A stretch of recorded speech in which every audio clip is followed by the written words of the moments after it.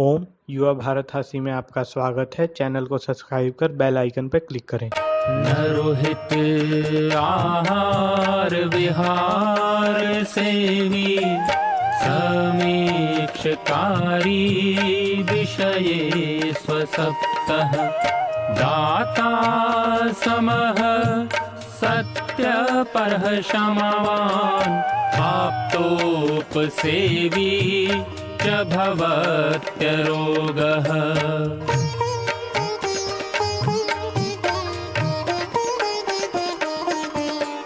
मतिर्वचः कर्म सुखानुबन्धी सत्वं विधेयं विशदा च बुद्धिः ज्ञानं तपः तत्परता च योगे यस्यास्ति तं नानुतपन्ति रोगाः।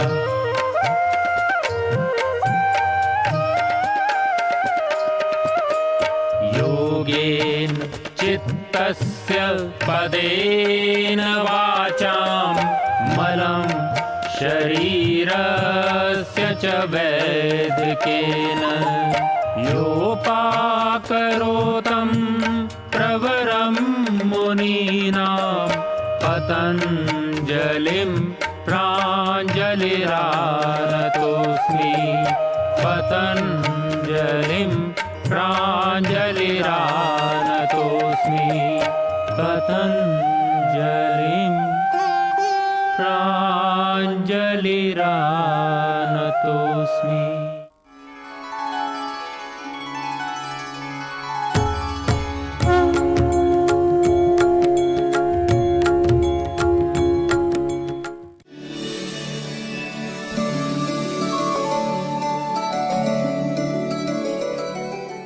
संपूर्ण स्वास्थ्य का यह जो विज्ञान है, ये जो दर्शन है, इस कड़ी के अंदर हम आपको इन सारी बातों को बहुत ही अच्छी तरह से समझा करके बताने वाले हैं, क्योंकि हमने संकल्प लिया है कि आयुर्वेद के इस ज्ञान को आप तक पहुंचाना है, आपको समझाना है, आपको बताना है और आपको आचरण में ढला करके हमको दम लेना है। तो आपको तो आचरण करना ही है, दूसरों को भी आपको बताना है।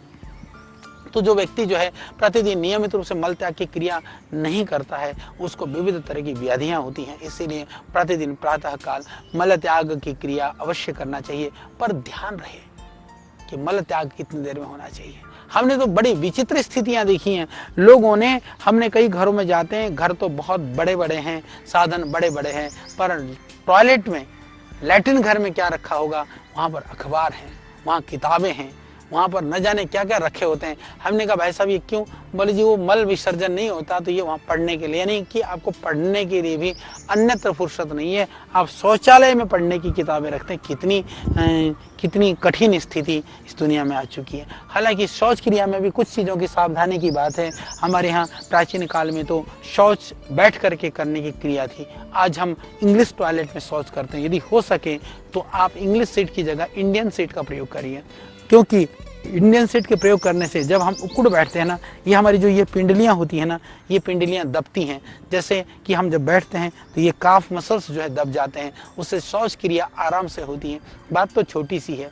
इसी तरह से शौच क्रिया करते समय कुछ और सावधानी है, जैसे कि हमारे यहाँ कहा जाता है कि पूरब की तरफ मुंह कर करके या सूर्य की तरफ मुंह कर करके नहीं शौच करना चाहिए। तो सूर्य या तो पूरब से फिर पश्चिम की ओर गति करता है, इसीलिए घर में भी जो शौचालय बनाते हैं वास्तु वाले कहते हैं कि शौचालय कभी भी, जो शौचालय की जो सीट है पूर्व और पश्चिम की तरफ नहीं होना चाहिए, उसका मुँह उत्तर या दक्षिण की तरफ होना चाहिए। इसका यही रहस्य, क्योंकि सूर्य किधर है अभी पता तो नहीं चलेगा, घर में होने पर भी कहीं गलती से भी सूरज की तरफ मुँह ना हो जाए, ये ध्यान रखा जाता था। ये सिर्फ सूरज को सम्मान देने के लिए नहीं, अभी तो रोगों से बचने के लिए, क्योंकि सूर्य की किरणों के साथ में निश्चित रूप से कुछ किरणों का कुछ प्रभाव शरीर में होता होगा, जिसका संबंध शौच से रहता है। इसी तरह से जैसे मैंने कहा कि शौच करते समय क्या ध्यान रखना है, क्यों ध्यान रखना है, तो अब हम बात करेंगे कि कुछ सावधानी भी हम बरत लें, जिससे कि मल निष्कासन की क्रिया में थोड़ा सा सावधानी या वो रहे। तो जैसे वातकारक पदार्थ है, भारी दालें जैसे राजमा है, चने हैं, उड़द है या चने की दाल है, और जो भयानक जो है ना आजकल पिज्ज़ा और बर्गर, जो शरीर को पी जाए और जो बर्बादी का घर है, और जो ये फास्ट फूड, जंक फूड और जितने भी तरह के हम लोग नूडल्स वगैरह लेते हैं ना, नूडल भी कम खाना चाहिए, वो पतंजलि का भी क्यों ना हो। मैं इसका बहुत हिमायती नहीं हूँ, आटे का है पर वो कभी कभी खाने की चीज़ है, हमेशा मत खाइए। तले हुए पदार्थ कभी कभी खाइए, कभी व्रतों में, त्योहारों, उपवास हम लोग लेते थे। प्राचीन थोड़े से आप पीछे की तरफ लौट करके देखेंगे तो हमको याद है कि हम प्रतीक्षा करते थे पकवान खाने को मिलेंगे कब, जब कोई त्यौहार होगा पकवान खाने को मिलेगा, कब कब कोई पर्व होगा। तो ये कभी कभी खाने की चीज़ है। आज तो हम प्रतिदिन इतने पकवान और इतनी तली हुई चीज़ें खा चुके हैं कि मानो कि शरीर को हमने पूरा बर्बाद करके रख दिया है। तो इसलिए इनको कम से कम मात्रा में ले लीजिए।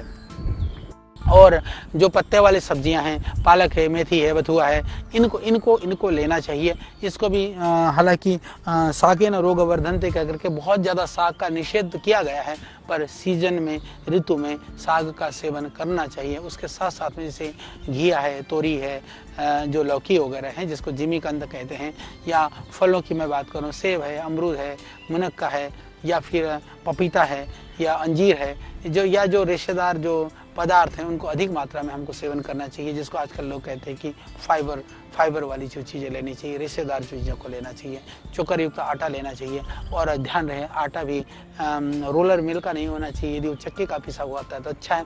और मैं आपको बता देना चाहता हूँ, इसीलिए हमने संकल्प लिया था, हमने श्रद्धेय स्वामी जी को कहा कि महाराज जी यदि हम आटा बेचेंगे तो हम आटा रोलर मिल से नहीं बना के देंगे, हम चक्की से बना के देंगे। और हमको खुशी है कि हिंदुस्तान का सबसे बड़ा, सबसे पहला जो चक्की जो आटा है वो पतंजलि ने लगाया था, और आज चक्की आटा लगभग बहुत लोगों ने लगा दिया और सब लोग फ्रेश आटा, चक्की आटा की बात करते हैं। यह भी एक पतंजलि का कंट्री के लिए कंट्रीब्यूशन है।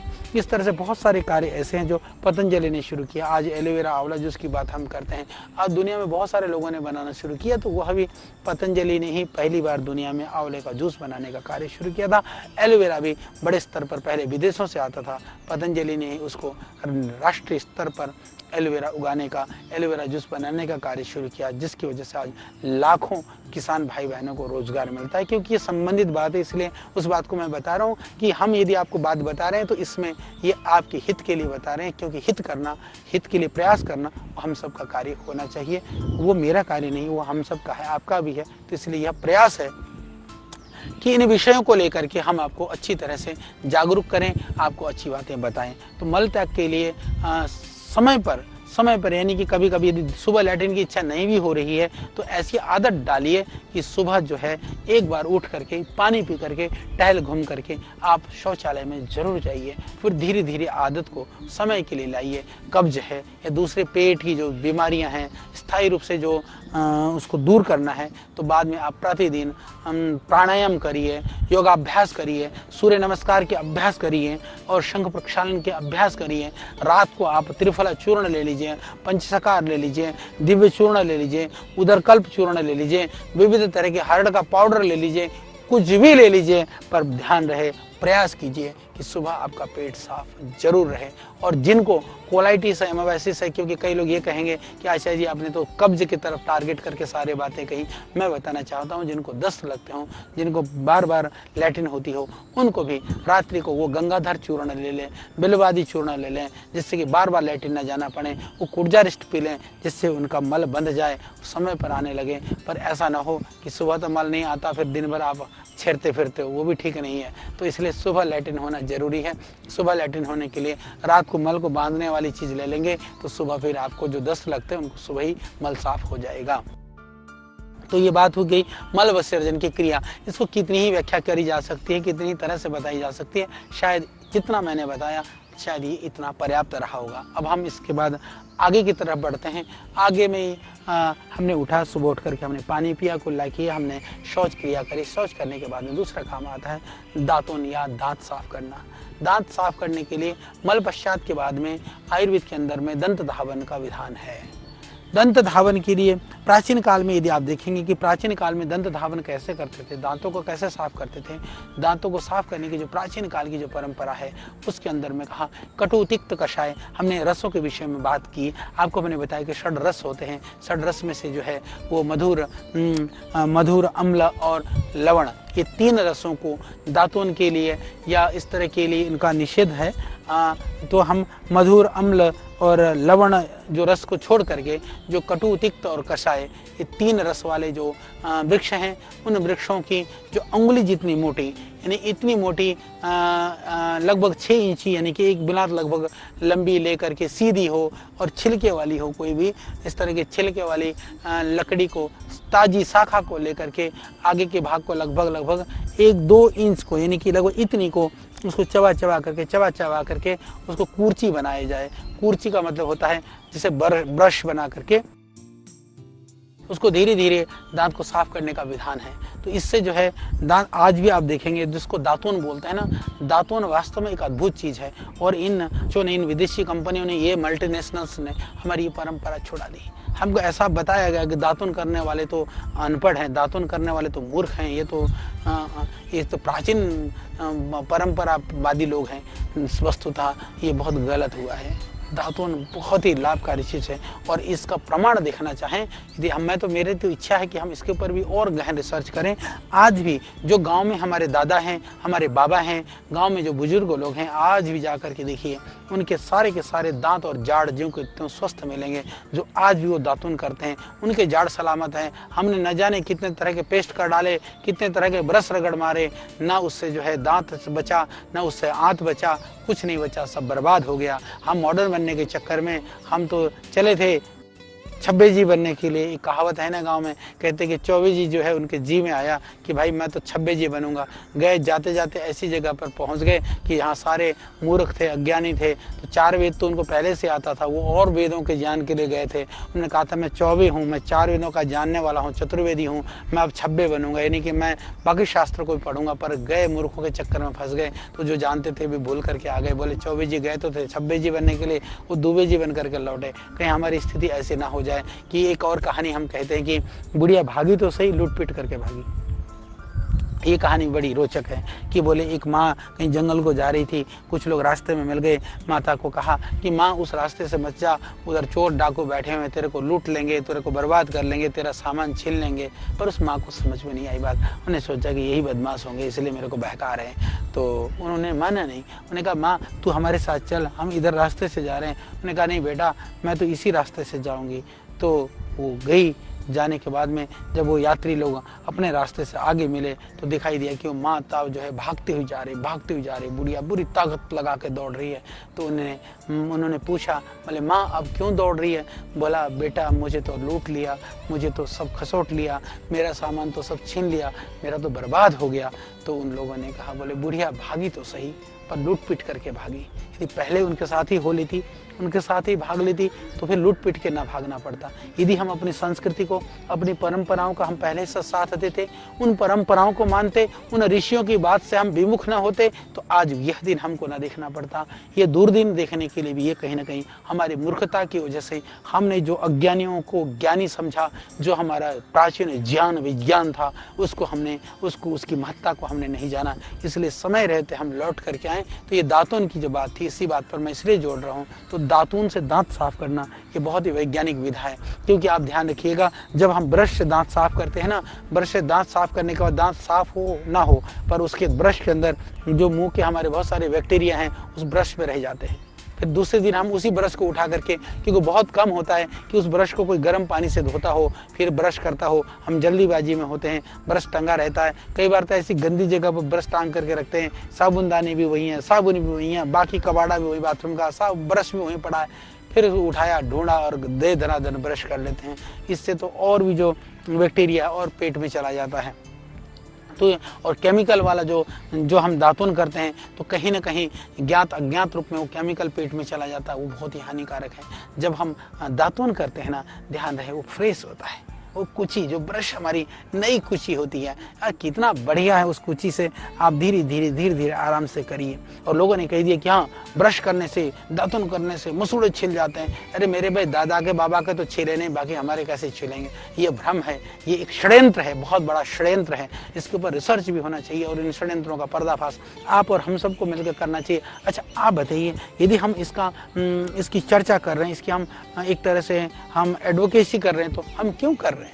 यदि आप ब्रश करेंगे नहीं करेंगे, ब्रश करेंगे तो पतंजलि का ब्रश यूज करेंगे, मुझको पता है। आप पेस्ट करेंगे तो दंतकांति आपके लिए है, हमको पता है। पर हम कहते हैं कि नहीं, आप ब्रश और दंतकांति से भी बच करके यदि हो सके तो आप दातुन करिए। पहले प्रश्रय, पहली प्राथमिकता आप दातुन को दे दीजिए, क्योंकि जब कुची साफ करेंगे, फ्रेश कुची, हर रोज नया ब्रश आपको मिलेगा, और उसमें से जब चबाएंगे जो सलाइवा निकलेगा पेट में चला जाएगा, वो आपके पेट के रोगों को भी दूर करेगा, गले के जो बीमारियां हैं उसका भी शमन करेगा। तो बैक्टीरिया के शमन के लिए, गले के रोगों के शमन के लिए, इसके लिए दातुन करने का विधान शास्त्रों में किया गया। तो इसीलिए दातुन की बहुत महत्ता है। सुबह उठते उठते आपको पता भी नहीं आप औषधि का ग्रहण कर चुके होते हैं, और दुर्भाग्य से आज पता भी नहीं, सुबह उठते उठते आप बहुत सारे केमिकल और जहरीली चीज़ अपने पेट में भर चुके होते हैं। तो यहाँ से रोगों की शुरुआत होती है। जहाँ से पहले रोगों की समाप्ति होती थी प्राचीन काल में, वहीं से हम रोगों का प्रारंभ कर रहे होते हैं। कितना खतरनाक है, तो सावधान हो जाइए। तो मैं आपको यही बताना चाह रहा हूँ कि रोग शमन की दृष्टि से हमारे यहाँ शास्त्रों में पहले से आयुर्वेद में बबूल है, करंज है, मालती है, असन का पेड़ है, नीम है, अपमार्ग है, इस तरह के गुण वाले रस वाले वृक्षों की टहनियों का प्रयोग प्राचीन काल से ही विधान किया गया। ये बहुत ज़रूरी है। नीम के पेड़ लगभग भारतवर्ष के हर क्षेत्र में पाए जाते हैं, कुछ पहाड़ी क्षेत्र को छोड़ करके। नॉर्थ ईस्ट में कुछ एरिया में जहाँ बांस ज़्यादा होता है, बांस में भी कई प्रजातियाँ होती हैं, उसकी थोड़ी सी सॉफ्ट वाली जो वो भी लेकर के टहनी से भी कई लोग करते हैं। करंज थोड़ी कड़वी होती है, सब जगह पाई जाती है। हरियाणा वगैरह में हमने देखा, हरियाणा राजस्थान में बबूल बहुत होता है, वहाँ तो नीम भी बहुत होता है, तो बबूल का दातुन वहाँ पर लोग करते हैं। हम लोगों ने भी गुरुकुल में थे तो हमने बहुत बबूल का दातुन किया। मुझे आज भी स्मरण है, जब मैं बनारस में था तो गुरुजी जो है मेरे से दातुन मंगाते थे, तो मैं राजघाट जो काशी स्टेशन है बनारस का, वहाँ से जो पूरा जो राजघाट का पुल पार कर करके मेरे को परली पार जाना पड़ता था, जो उस तरफ काफ़ी लंबा पुल है गंगा का, उसको पार करके जाता था, इकट्ठे दातुन बना करके वहाँ से इकट्ठे करके लाता था, और वो सूख जाते थे तो गुरुजी रात को पानी में डाल देते थे, रात भर में वो थोड़ा सा खिल जाता था, सुबह गुरुजी पर करते दातुन ही थे। तो उस समय तो हमको लगता था कि गुरुजी ऐसा क्यों करते हैं, इतना ब्रश मिल जाता है, टूथपेस्ट भी मिल जाता है। मुझको लगता था कि मेरे को परेशान करने के लिए या अपने पैसे बचाने के लिए कहीं हमको परली पार गंगा जी के परली पार भेज देते हैं। पर अब बात समझ में आने लगी, पैसे बचाने की कहानी भी नहीं थी, हमको परेशान करने वाली बात भी नहीं थी, वो दांतों की रक्षा की बात थी, आयुर्वेद की परंपरा को समझने वाली बात थी। तो आज भी गुरुजी के दांत बहुत अच्छे हैं, आयु काफ़ी है फिर भी। तो इसी तरह से हमने देखा है, मैं जानता हूँ हमारे यहाँ एक पूज्य स्वामी जी हैं, स्वामी परोक्षानंद जी, अभी उनकी माता जी का शरीर शांत हुए कुछ वर्ष हुआ, वो 100 साल के आसपास थी, उनके सारे दांत थे, पर वो माता क्या करती थी कि सिर्फ और सिर्फ एक ही दातुन करती थी, वो अपमार्ग का दातुन करती थी। वो मध्य प्रदेश में, छत्तीसगढ़ में अभी पड़ता है, बिलासपुर के वो रहने वाले थे। बिलासपुर के उस क्षेत्र में कोरवा, दर्री, अकलतरा, बिलासपुर, उस एरिया में हमने बहुत भ्रमण किया, और हमने देखा उस एरिया में ज़्यादातर लोगों की जो परंपरा में अपमार्ग का दातुन बहुत करते हैं। वो लोग सीजन में अपमार्ग की जड़ का करते हैं, सीजन नहीं होता तो ऊपर की जो थोड़ी मोटी मोटी डंठल को तोड़ करके रखते हैं, उसको बांध करके रखा जाता है, और उसको वही रात को पानी में भिगो देते हैं, सुबह सुबह उसका ब्रश करते रहते हैं, तो उसके दांतों से दांत बहुत मजबूत रहता है। अपमार्गों को एक अद्भुत माना गया है, और कितना भी पेट में अपमार्ग को तो इतना माना गया है कि रसायन माना गया है। अपमार्ग को ऐसा माना गया है कि उससे दिव्य दृष्टि मिलती है, यानी दातुन करने से दृष्टि भी दिव्य हो जाती है। सही बात है, दातुन से आपकी दांत ही ठीक नहीं होते हैं, उससे आपका मुंह भी ठीक होता है, आपका गला भी ठीक रहता है, आपकी आंतें भी ठीक रहती हैं, और आपकी आंखें भी ठीक रहती हैं। तो ये विविध रोगों के शमन के लिए भी दातुन के द्वारा हम लाभ ले सकते हैं। इसलिए मेरा निवेदन है, हो सके तो दातुन का प्रयोग जरूर करिए। तो इसलिए क्योंकि दातुन को भी जैसे आराम से, जैसे ब्रश के लिए कहा जाता है कि ऊपर नीचे रगड़ो, तो ब्रश को भी आराम से, कि अगर लोग करते हैं ऐसे इधर रगड़ा, ऐसे नहीं, थोड़ा ऊपर से आराम से, और मसूड़ों को भी नुकसान ना पहुंचे, उस तरह से आराम से कर लेना चाहिए। और यदि आपको दातुन की उपलब्धता नहीं है तो सेकेंडरी हम क्या करें, फिर आप मंजन को प्रश्रय दे दीजिए। मंजन के लिए यदि आप मंजन को करते हैं उंगली से तो बहुत बेहतरीन है, और आपको थोड़ा आलस्य लगता है तो आप ब्रश से भी मंजन कर सकते हैं। तो जड़ी बूटियों से निर्मित जो दंत मंजन है, चाहे वो दिव्य मंजन है, चाहे वो पतंजलि मंजन है, या कोई अच्छा मंजन हो, किसी भी तरह का बना हुआ, या तो जैसे कुछ भी ना हो तो जैसे हमने कहा हल्दी, सेंधा नमक और सरसों का तेल मिला करके भी आप जो है वो मंजन कर सकते हैं। तो ये अद्भुत है, तो आप इस तरह से प्रयोग कर सकते हैं। और ब्रश के लिए मेरा निवेदन है कि ब्रश के लिए हो सके तो आप ब्रश को गर्म पानी से धो करके ही प्रतिदिन आप प्रयोग करिए, जिससे कि उसके अंदर जो आपके ही बैक्टीरिया वो आपके लिए खतरनाक होते हैं। कभी कभी जो है ना बैक्टीरिया जब तक मुंह में है वो उतने खतरनाक नहीं होते हैं, जब तक वो फिर अन्यत्र पेट में चले जाते हैं तो बहुत ही खतरनाक होते हैं। तो इस तरह से दांत साफ करने के बाद में जीभ का साफ करना, जीभ साफ करने के लिए जब ये करते हैं ना, दातुन करते हैं, तो जीभ साफ करने के लिए जीभिया अलग से आवश्यकता नहीं पड़ती है। क्यों? क्योंकि पहले उसी का ब्रश बना लिया, दांत साफ कर लिया, फिर उसको फाड़ लिया, 2 फाड़ करा, फिर उसको मोड़ा, फिर वो जीभिया का काम भी उसी से हो जाता है। तो कितना अद्भुत काम था। फ्रेश जीभिया, फ्रेश ब्रश, हर रोज नया ब्रश, हर रोज नई जीभी, इससे बढ़िया और कुछ नहीं हो सकता। तो यदि आप ब्रश करते हैं तो उसके बाद में भी जरूर आप जीवा साफ करने के लिए जीवा का भी प्रयोग करें, इससे दांत और मुंह का दुर्गंध साफ हो जाता है। तो पहला प्रश्रय हमको देना है दातून को, दूसरा प्रश्रय देना है दंत मंजन को, तीसरा प्रश्रय देना है जड़ी बूटी युक्त टूथपेस्ट को। जब हमने टूथपेस्ट बनाया दंत कांति, में आपको बताना चाहता हूँ, हमने कभी सोचा नहीं था कि दंत कांति इतना फेमस हो जाएगा या लोग इतना इसको एक्सेप्ट कर लेंगे या इतना गुणकारी होगा। एक ही बात थी, जब हम दंत मंजन ही बनाते थे, बहुत लोग हमारे पास आते थे, वो कहते थे गुरुजी हम तो मंजन कर लेते हैं पर हमारे बच्चे जो है ना वो मंजन नहीं करते हैं, वो पेस्ट मांगते हैं, आप कोई ऐसा पेस्ट बना लो। फिर मैंने पूज्य स्वामी जी को कहा, मैंने कहा महाराज जी ऐसा करते हैं कि इसी मंजन को कैसे पेस्ट में कन्वर्ट करें, इसका मैकेनिज्म लगाते हैं। तो हम लोगों ने बेस मटेरियल के लिए जो पेस्ट बनाने के लिए ज़रूरी होता है वो किया, उन सारी जड़ी बूटियों का एक्सट्रैक्ट किया, जिससे कि क्योंकि मंजन तो थोड़ा मोटा होता है, तो जिससे कि उसका मोटे मोटे चूर्ण ना रहे, तो उसको पेस्ट बनाने के लिए ऐसा कर करके फार्मूला बनाया। हमने कभी ये सोच करके नहीं किया कि हमको देश में छा जाना है, नंबर 1 बनना है। हमने सोचा कि लोगों को नंबर 1 बनाना है, कि जो जड़ी बूटी युक्त धातुअन जो है, जो ब्रशवीन जो ब्रश करना चाहते हैं पर वो आयुर्वेद से जुड़े और जड़ी बूटियों का लाभ उनको मिले, हमने इसके लिए किया था। और आज हमें प्रसन्नता है, पतंजलि जो दंत कांति है आज जो दंत की कांति भी कर रही है। और षड्यंत्र मैं आपको बताना चाहता हूँ, लोग आज उस दंत कांति के लिए विविध तरह के षड्यंत्र करते हैं। और इस कार्यक्रम के माध्यम से मेरे को बात याद आ रही है, इसलिए मैं बता दे रहा हूँ, क्योंकि बात कहने के लिए बहुत कुछ हमारे पास है, समय भी बहुत है। इस बार हम सारा आयुर्वेद आपको आयुर्वेद की घुट्टी को पिला करके हम दम लेंगे, हमने भी ये ठाना है। लोगों ने कहा कि दंत कांति मत करो, पहले लोगों ने कहा कि इससे जो है ना इससे दांत खराब हो जाएंगे, मसूड़े खराब हो जाएंगे। जब मसूड़े भी खराब नहीं हुए, दांत भी खराब नहीं हुए, बहुत लाभ होना शुरू हो गया, तो लोगों ने यहाँ तक कहना शुरू कर दिया, बोला वो दांत में जो जड़ी बूटियाँ हैं उसकी वजह से सेंसेशन का पता नहीं चलता है, अंदर से खराब हो रहा होता तो भी पता नहीं चलता, यानी दुराग्रह का कोई अंत नहीं है। पर मैं आपको ये कहना चाहता हूँ कि दंत कांति के ऊपर कई रिसर्च पेपर पब्लिश हो चुके हैं, साइंटिफिकली प्रूवन हो चुका है, इसीलिए दंत कांति को आप करिए। पर उससे पहले यदि आप दंत मंजन को प्रश्रय देंगे तो मुझे खुशी होगी, उससे पहले यदि आप दातुन करेंगे तो हमें और प्रसन्नता होगी। तो आप कहीं भी रहें तो दातुन करोगे तो एक लाभ पता है क्या होगा, जो दातुन आप लेने तो जा नहीं पाओगे। यदि आपके घर में पेड़ है तो ठीक है, नहीं तो जिस मजदूर से, जिस गरीब भाई से, जिस किसान भाई से, जिस आदिवासी से, वनवासी से आप मंगाओगे ना, 2 पैसे उसके भी बच जाएंगे, 2 पैसे उसके भी बन जाएंगे। तो किसी के रोजी रोटी के लिए भी आप सहयोग कर सकते हैं, अपने दांतों को भी आप ठीक रख सकते हैं, इसलिए आप दातुन जरूर करिएगा।